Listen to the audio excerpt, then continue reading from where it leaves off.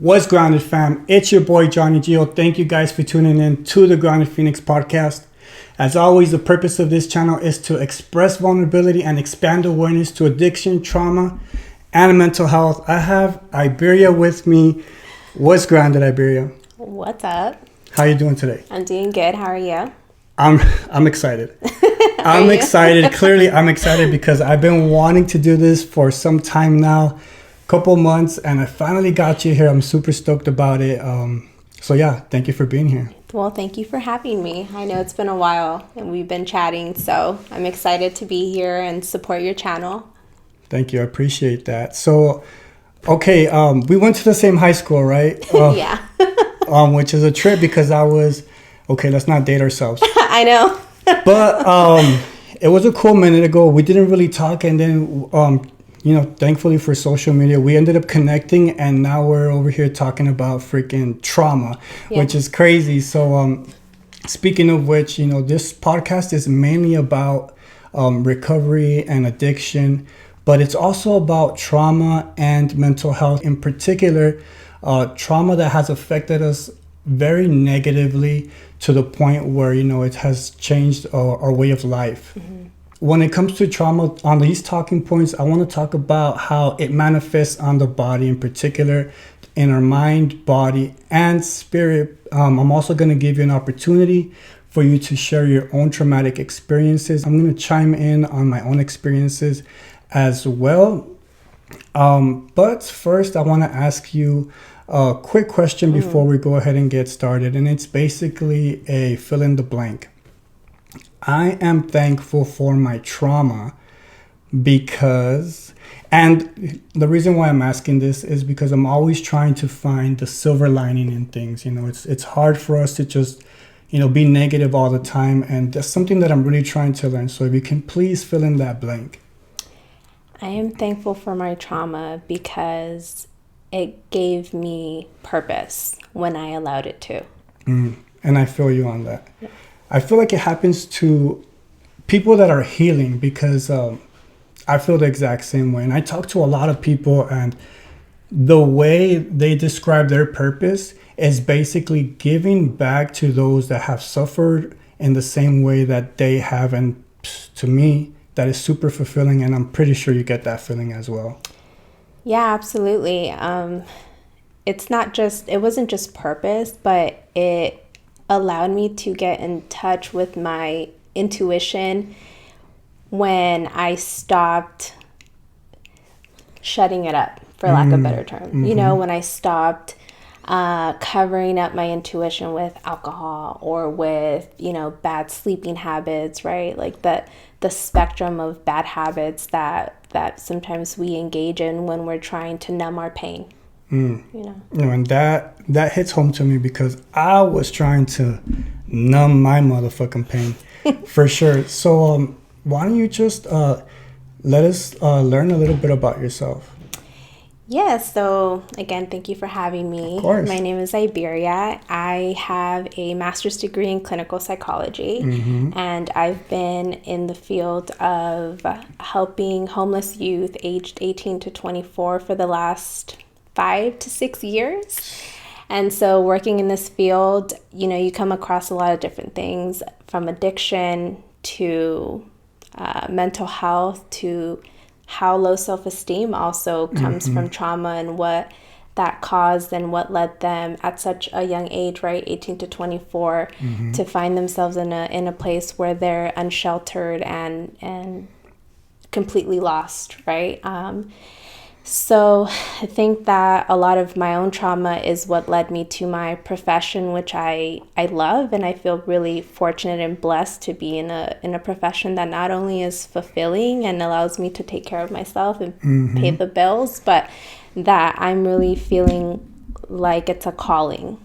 And I attribute that to my trauma. If we're going to find the silver lining, that is really what led me to a field that when I was in grad school is not where I thought I would be.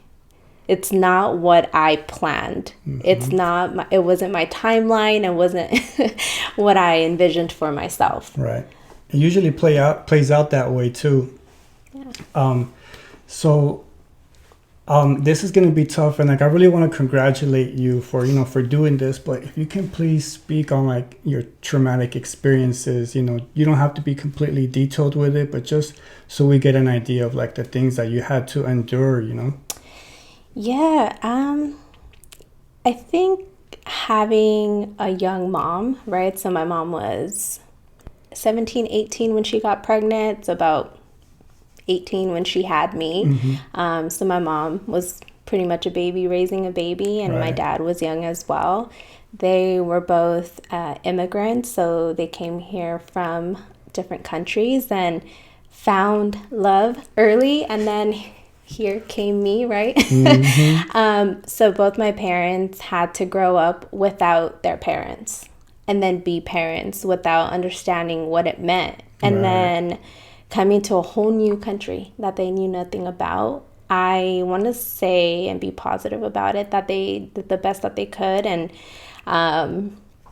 with the means that they had. But there were a lot of experiences that led to feelings of unworthiness, that led to feelings of seclusion, isolation, like you didn't belong, a lot of verbal, psychological abuse.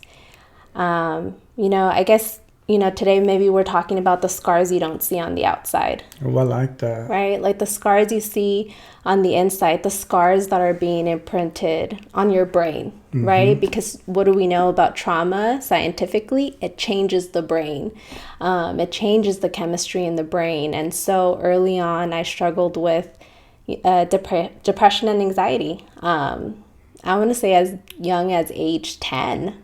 And then also growing up in a Hispanic household, there's a lot of stigma around mental health. So if I was in a mood, or if I was sleeping too much, it was like, why are you being lazy? Why are you being this? And then that led to just a bunch of other habits, right? Like never stopping, always hustling, always working hard, always trying to provide a reason for my existence, right? Always trying to be good enough for my parents, Well said. and that was my childhood and my teenage years. And it's not to throw shade at my upbringing. I'm thankful for so many things, but I wouldn't be here right now if I wouldn't say that some of the things were so damaging that I did have to go to therapy to undo and rewire my brain, because I was engaging in things that were not healthy. And there was a point in my life where I didn't even recognize myself. I just didn't know what I was doing. And if I didn't get help, I would not be here right now. I would be dead. I would be in a worse off situation, or God knows where, but it just would not be here. Wow. Yeah. Look, like, I just want to applaud you and like seriously thank you for sharing that. Like, I know that shit is not easy talking about it. Not only that, being on camera and doing it, to just be so vulnerable like that, it's very admirable. And, that's why you're here, because like we were talking earlier, man, like you're here because you want to provide some sort of hope for others, and, for other people to see that, not really dig in or dive into like the stigma of it and come out and get help. So I really feel like, especially someone with your influence, like I feel like you really reach out to people, and I appreciate you being here for that. So let's dive into the first way that trauma can manifest in the body, and that's, you talked about a little bit, and that's through the mind, the brain. How did that affect you? In what ways? What were some challenges? And I'll give you a little bit of information on myself too, just so we can be fair. Yeah, that's fair. Oh my goodness. I feel like I can go on and on about that, but Please. So like I mentioned, trauma affects the brain in so many ways. It's even shown if you do a scan of the brain, like a healthy brain versus a brain that's experienced a lot of trauma. Right. There are areas in the brain that are shrunken, or they're just not working properly, right? But in my case, I felt like there was a deficiency. Something just wasn't working. Like I would feel really sad for no reason. really depressed. I can't even say sad, because it was like to the point where I didn't want to get out of bed, where the boyfriend at the time would literally have to drag me out of bed. You know, shout out to him for doing that. Come with coffee. You know, it was awful. Like, it, you know, just crying out of nowhere. Just feeling like completely like worthless and useless. That was in my mind, right? And there are instances where I would stop to think like, what is happening currently in my life for me to feel this way? And I couldn't answer that question, because what my brain was dealing with was with my past trauma. Ooh. You know what I mean? And it's like, it was like my brain had a cold. You know, it's like my brain had a cold, and after all the shit that it's been through in the past, it was getting to a place where it was catching up with me. And I think that it catches up with you most when you're trying to change, or when life is getting better. Like when you're not in that constant like fight or flight, when you have a moment to breathe, that's when everything just comes, you know? And yeah, that definitely happened for me, and it was pretty scary. The first time I had a panic attack was, I think I was like 28. It was even old. I was even older. So that was interesting too. But it's like the body keeps score. The body keeps count of everything that's happening. And the thing about panic attacks is that it doesn't have to be triggered by an immediate incident. Like, it can come out of nowhere. Because your body's been fighting for so long. That shit messes with your chemistry, like your body chemistry, like your neurotransmitters. Like, it definitely rewires things in your body. And then you're at this point where you're just getting panic attacks out of nowhere. It was unimaginable. I never thought that I would be in this situation, and I felt stupid. Wow. I mean, you probably shouldn't feel that way. I thought that I used to get panic attacks or anxiety attacks. And this would be when I would fucking smoke weed. Like, can you describe a panic attack for you? Because maybe I might not be having a panic attack. Yeah, so there's different levels of anxiety. There's your normal anxiety, like you might get a little amped right before a test. And then there's your anxiety where, depending if it's moderate or severe, like you're either sweating like uncontrollably, or you're like shaking, your mind could be racing. A panic attack is different in the sense of, when you're in that episode, you think you're either gonna die or you're gonna lose consciousness. That's the biggest thing to differentiate with, versus an anxiety attack, which is an extreme amount of anxiety that you're experiencing. Yeah, a panic attack, you think you're gonna die. Is there a borderline? Or is it just like a severe anxiety attack? No, a panic attack is just its own thing. A panic attack is like, you think you're gonna die. Like, you think you're gonna die, or you think you're gonna like lose consciousness, right? An anxiety attack, you can remain that sense of reality. You don't think that you're gonna die. You don't think that like you're just gonna completely black out, but all of the other feelings and symptoms of anxiety are just intensified. What's happening like throughout the body while the panic attack is going on? Like, is your heart like beating really fast? Because my heart, like, I thought I was gonna die, or like I'll be like, holy shit, like this is it, like I'm gonna pass out. Like, I'll be like, Michael, you know, I'll call my brother, like, come over here. He's like, you're tripping, dog. I'll be like, he's like, pet the cat, and I'll be like, fuck, okay, give me the cat. I'll be like, no, I can't pet the cat. Emotional support animal. He's like, lay down. I'm like, dude, I can't fucking lay down. So do you get like heart palpitations or like? It's different for everyone. You can get all of those things. It's hard to reason with someone in the middle of a panic attack, especially if it's your first one.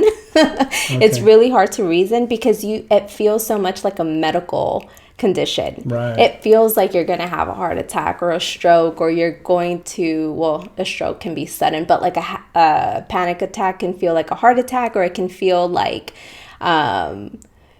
it could feel like something like mental, like in your brain, like you think you have a tumor or something. Like, not that I know what those things feel like, but you start imagining all sorts of things because you want to make sense of your feelings. Yes. You just get like, you just asking a bunch of questions to try and get to the bottom of it, right? Yeah, definitely. Okay, so I guess I've had both then. I think it's safe to say I probably had both, maybe more anxiety attacks than panic attacks for sure. So I'm going to come to that conclusion. Yeah. Now I want to go back to what you said about when everything starts feeling better and everything, kind of clears up, is when this like mental thoughts of your trauma comes to you.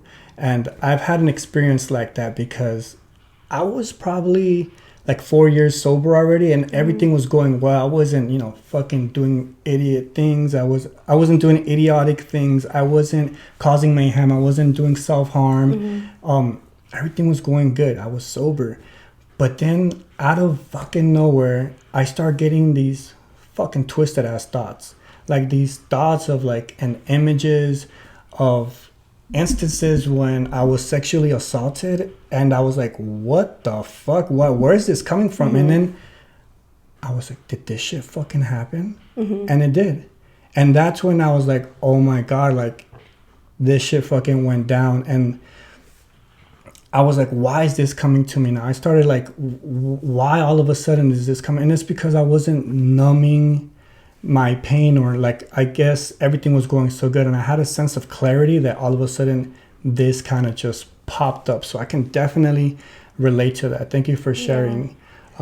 Let's go on to the second part, which is how trauma manifests in the physical body. Physically. So what were your experiences and challenges with that? This is going to be interesting, I can tell. Yeah, so it's interesting because trauma, right, like by definition, are the experiences that cause extreme stress or distress. And so when you are not able to bounce back from that incident or that experience, your body kind of like stays jazzed, I would say. Like it stays in this like fight or flight, like ready to basically go to war, right? Like, because your body doesn't know the difference. Your body doesn't know that the thoughts that you're thinking that are causing extreme symptoms of anxiety or whatever are just thoughts versus like a bear chasing you. Like your body doesn't know the difference. It's still releasing the same chemicals, right, in your body. And so for me, after not understanding how to like regulate myself or not slowing down, it started to manifest in a lot of illnesses. And so I had a cancer scare. Oh man. Yeah. I had ulcers, chronic ulcers for many years that I couldn't get rid of, which was interesting because I'm relatively healthy, but I could not get rid of that ulcer for the life of me. It's gone now because I've learned, but it did manifest in, infections, but just really odd things. There's this book that my mom likes called Heal Your Life, or You Can Heal Your Life, or something like that.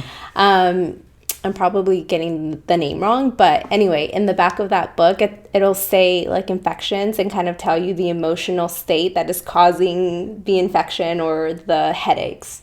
And I ended up making a list, and it was like 7 or 10 things, right? I made a list of all the things I was feeling and the emotions that were associated with it. And I'm like, I'm going to take this to my therapist and we're going to work on these things. Nice. Because I felt out of whack, Right. And I started getting migraines too.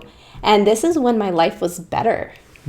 The trauma was manifesting, it was like almost pent up energy that was just surfacing, and I needed to get it together because I was just constantly feeling weak and not healthy and not strong, and it was not a fun time. Yeah, no, thank God, for the cancer scare was just a scare, so thank God on that. And I'm glad the ulcer is gone, and thank you for sharing that. So I guess it's my turn to share a little bit about how I guess trauma manifested in my body. And it's really weird because there were several traumatic experiences, but this one has really affected like my body more because it's hard to say it on camera, but I'm just gonna say it. So because of the, I guess, early on as a child, like I had this like sexual assault, and it carried on with me throughout life. And it's something where like my body now like reacts to like sexual things really quick. You know what I'm saying? Like I'm like hypersensitive to that shit, and it's something that I'm trying to work on still. But that's like one way I'm just like, oh, that's why, because it was so early on, and now I connected it. And it feels so good, like once you kind of know and you're not like why when you finally get the answers. So there you go. All right, the final thing on how I mean, I don't want to say final because there's so many ways this could go down, but like just to keep it simple, how does trauma manifest in somebody spiritually? And this is kind of like a trick question because not everybody, I guess, is spiritual. I'll go first in this one. In my situation, I guess I felt all of these things through my traumatic experiences that I kind of gave up hope on God or like there was like a higher power in a sense. So it affected me in the sense that I felt like I was so like not cynical, but like, what's that word? I just didn't believe. There was no hope for me anymore. And once I started healing, I started realizing that, holy fuck, you know, I am pretty fucking spiritual, like probably more than other people. And like, I'm over here, you know, on my knees praying to God and shit almost every night. I'm not gonna lie, almost every night. But yeah, what's your take on it? Yeah, I agree. I think for me, spirituality is synonymous with hope. And so when I'm pretty down and it's you know, whatever experiences I've gone through have gotten to me, it messes with my hope. I like to think I'm pretty optimistic for the most part. And so if I'm not, something's up. And earlier on, the worst, when I knew that it just really messed with my spirituality, is I just remember I was 19 years old and I was taking a shower and I was so depressed. It was awful. I just was like, God, if I am like just like the worthless piece of shit that I feel, please just kill me now. Because I was just done. Like I would probably never, I don't really remember, right? Like sometimes I feel like a whole different person from my past. But I just was like, if my life doesn't have purpose, like just end it. Just take me now or give me purpose. Like let me be your vessel or your pen until the day you decide to take me. And in that moment was when I realized that my spirituality was shaken, but it was like a cry for help to God. Like, God, if you're there and you're listening, like this is my cry. Literally in the shower with water pouring down on me, that like, you know, it's my cry for help to you because I just can't do this anymore, you know? And that was a pretty scary moment, but it's also something so significant that kind of felt like an epiphany for me, you know? So just listening to you explain that and just, I'm like, yeah, no, it was a rough time. Yeah. Okay. Let's leave the rough times in the past, right? Let's leave them in the past where they belong. And let's talk about how we are able to heal from our trauma and like methods of healing and how we cope or maybe some solutions. Yeah.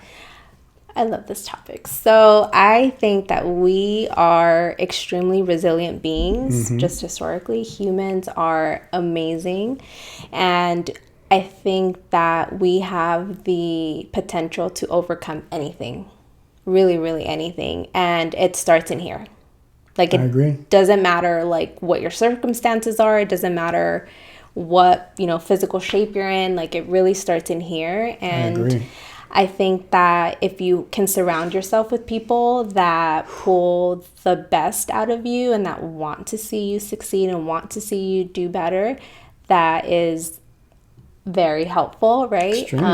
As you're learning and rewiring your brain. And I think that you can, like, I think until the day we are no longer on this earth, we can rewire our mind and we can teach ourselves new habits and we can relearn things and reparent ourselves, you know? Like, at some point we have to let the shit go, right? Big time. Face it, deal with it, do what you got to do with it, and then move on with it, right? Address it.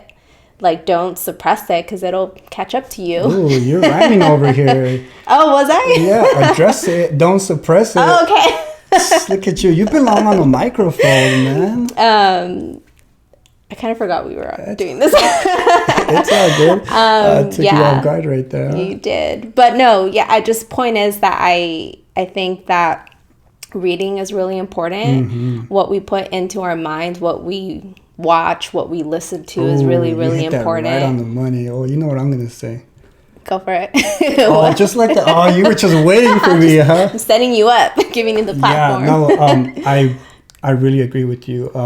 It definitely starts in the mind. I like how you say we can rewire our mind and the way we think, and it definitely starts there. I'm a big fan of like the subconscious mind. So like what you said about like that we consume information like every type of way, whether it's like listening or even just energy. Just energy itself can affect us significantly. And reading is definitely one way that has helped me rewire my mind, and also hanging around and, you know, building different relationships with people that are gonna take me to the next level and bring positivity to my life. So for sure, the subconscious mind is one thing that I like to really talk about and share with my audience, because I really think that's one thing that has helped me tremendously.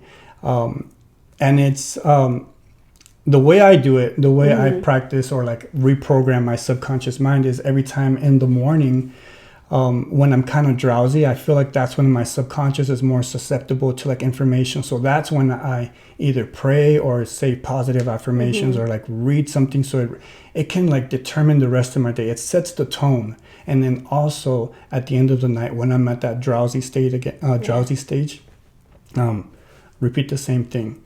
So that's how I do it. And is there, all right, so take us through like a routine day. Like if you're having a bad day and you're like, fuck, something's off, you know, you're probably not doing something, you're not being consistent with like something that you do to help yourself heal. What is like the number one thing that you just go to because you know like that's what you're missing? Yeah, I stop. I pause. And people always think like you have to do, or you have to figure out like, you know, I think mainstream kind of pictures self-care like bubble baths and a glass of wine, but self-care is very individual. Wow. You know, like self-care for me, if I'm super stressed out and tense and I feel anxious, it's not a massage, because someone touching me is going to make me feel worse, right? It's taking a breather. For me, it's saying no to the event I don't want to go to. It's setting a boundary. For me, that is a way that I start to kind of get back to myself, and sleeping, because I need to sleep in order to, you know, feel fresh, and drinking water, making sure that I'm hydrated. Those are things that I've learned about myself. It's not, maybe for someone else it is like a bubble bath or whatever, right? But for me, it's making sure that I'm hydrated, that I've nourished my body, sleeping. And if I can't overcome whatever the challenge or that rough day that day, it's being compassionate with myself. Being compassionate with myself, understanding that I either made a mistake or it's just not going to get resolved today and I can do it tomorrow. Having that grace for myself. Those are things that I've learned that are kind of like in my tool belt of like self-care and trying to get back to myself. And then hopefully the next day is a better day, and it usually is.